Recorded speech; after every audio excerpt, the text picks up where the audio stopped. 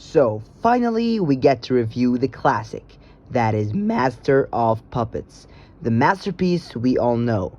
So, welcome, friends, to our journey to review each and every one of the Metallica albums before the next one drops later this year or early next year. So, let's start.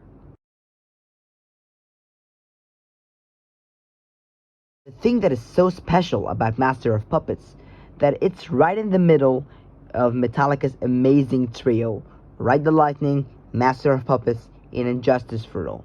So it kinda like takes the best from both worlds. How charming and fan loved the songs from Ride the Lightning are, and how complex and creative the songs from Injustice for All are. And all of that is input into one piece that is Master of Puppets. The songs are classic worthy, more classic worthy than songs on Injustice for All, but still complex and more kinda stretched out than Ride the Lightning. That's our conclusion here, that Master of Puppets is kind of the middle ground between all of the three masterpieces. When it comes to production and mixing, the album still shines more than its younger brother and its older brother. The guitar tone sounds powerful and meaty.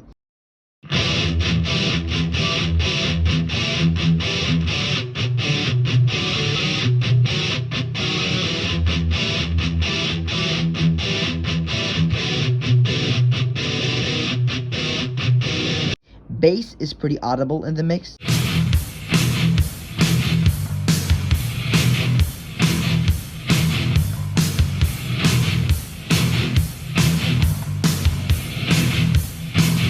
And everything just sounds so perfect on it compared to the muffled production on Ride the Lightning that is so harsh on the ears, with too much reverb and almost the complete absence of bass on Injustice for All.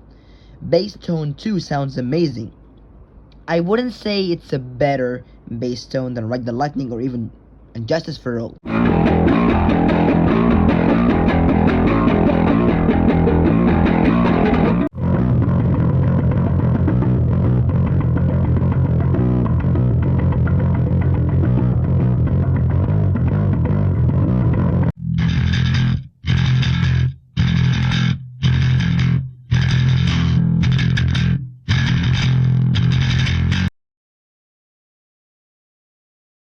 But it's very clear on the mix, and that's why it gets the higher grade in production. So really, production and mixing and mastering is another really strong point about Master of Puppets.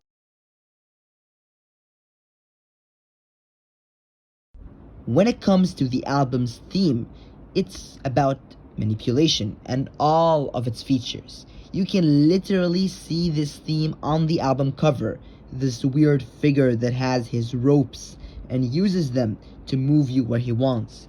And this mature topic really gives you some great mature lyrics. On Master of Puppets, we talk about addiction. On Sanitarium, we talk about manipulation inside of sanitariums and how broken the mental health care systems are. On Disposable Heroes, we talk about manipulation in terms of war, how generals use the soldiers to achieve the big guy's political goals. And in the process, soldiers are used as disposable war machines whose lives are not valuable. Even on the album's cover, you can see the soldier helmet. Leper Messiah talks about manipulation in terms of how some people use religion as a tool to gain money and deceive people in terms of doing so.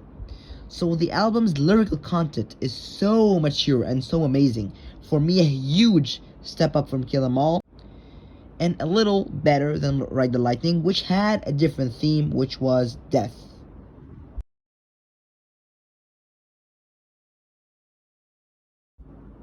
We also noticed something that was so weird on Master, that Cliff's role in creating the album was much smaller than his role in creating Ride the Lightning, to the point where it's actually quite strange. On Ride the Lightning, Cliff was all over the writing credits, as he was the primary composer of the harmonies. But on Master of Puppets, the band was shaped in its perfect shape, everyone contributed in his normal amount. Kirk did solos and quite some riffs. James did riffs and most harmonies. Lars was, well, Lars, and Cliff's role was just a harmony on Damage Inc.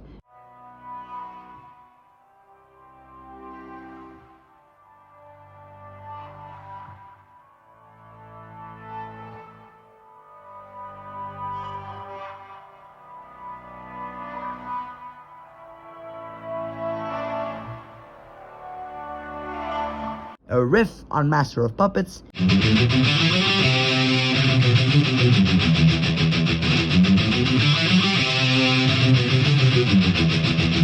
and the entire skeleton of the Orion composition. So his creativity was kinda huddled into this one composition, which was Orion, rather than being all over the place on Ride the Lightning. But which is kind of sad is that he died after that album. So these were his last creations, his last ideas. I would have wanted to see more from him, but overall, the Master of Puppets writing credits scheme is perfect. Everyone does his job, and everyone contributes just the right amount. So remember in the Ride the Lightning review, when we talked about how Cliff was in charge of harmony, well now, that's not the case. On Master of Puppets, James now was in charge, after Cliff taught him everything he needs to know. And James was ready to produce really some of Metallica's best harmonies.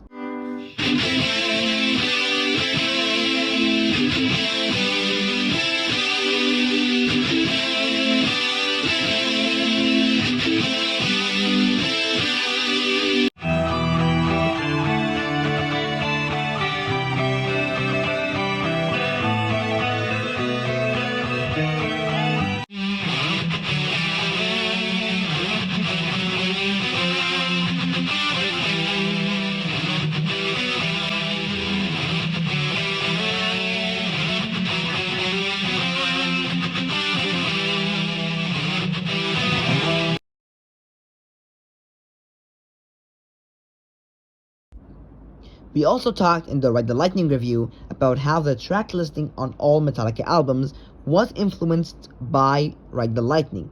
But the album that was most influenced by Ride the Lightning is in fact Master of Puppets. So the first song is super fast,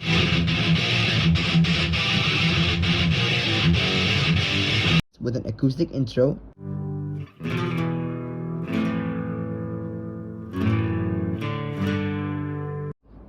Second song is less thrashy but is the long, epic title track. Third song is a heavy, slow song. Fourth song is the power ballad. Fifth song is fast again. Sixth song is slow and heavy again.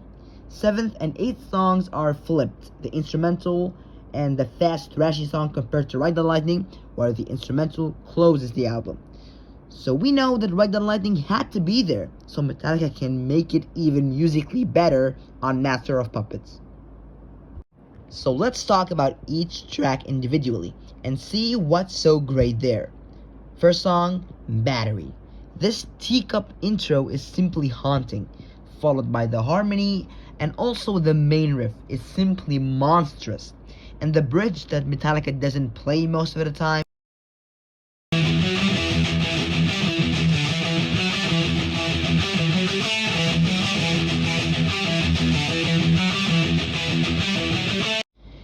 it's one of my favorite parts. Second song, Master of Puppets. What can I say about this masterpiece that no one has said before? Riffs, solos, melodic interlude, lyrics, and actually had the first Metallica James solo. I have a full-on analysis on Master of Puppets on the channel if you're interested. Third song, The Thing That Should Not Be. This song and heavy, and the word heavy does not give it enough credit. The creepy clean riff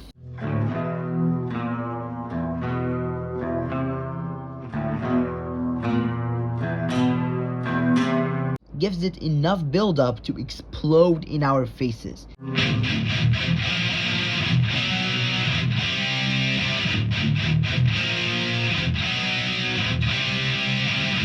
And really, I like this chug in the chorus, you know,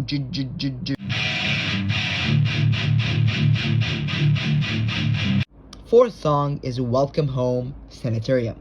What a masterpiece, man, lyrically, musically, which I have a full-on analysis on the channel. I actually consider it one of my best videos. The melodic Kirk solos are just amazing here.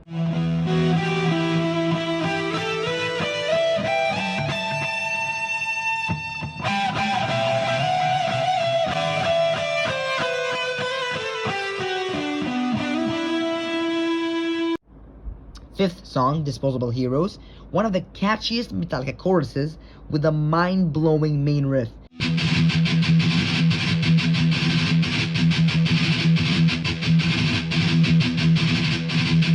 And has one of the best Kirk Hammett riffs in my opinion.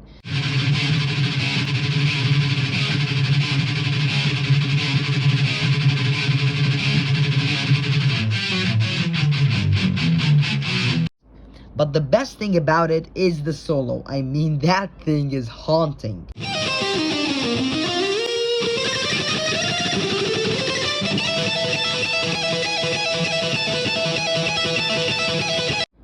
Sixth song, Leper Messiah. Fucking heavy track. Best part of the song is the bridge riff. What a haunting riff, man.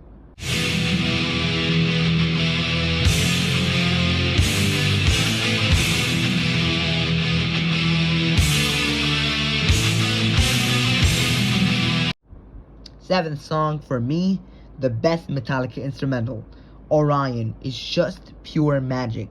Really nothing is like it. I don't have much to say in these small parts, but these parts of the song gives me goosebumps. Check them out.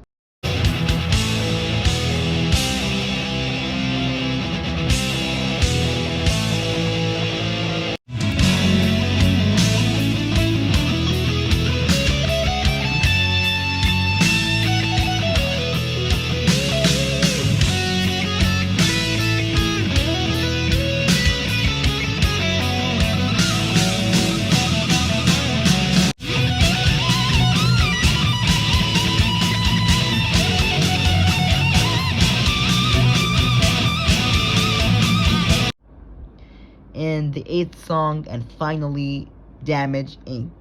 This beautiful bass intro is nothing short of pure genius. The bridge riff, one of Hammett's absolute best.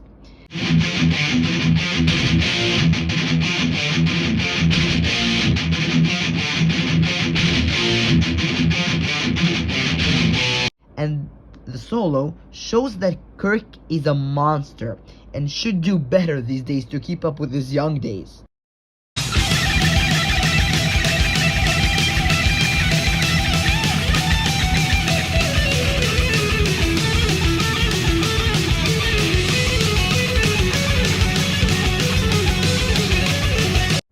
Master of Puppets is really a genius album, enough to be included in the Library of Congress. It's a piece in Metallica's history that still people listen to and buy copies of still to this day.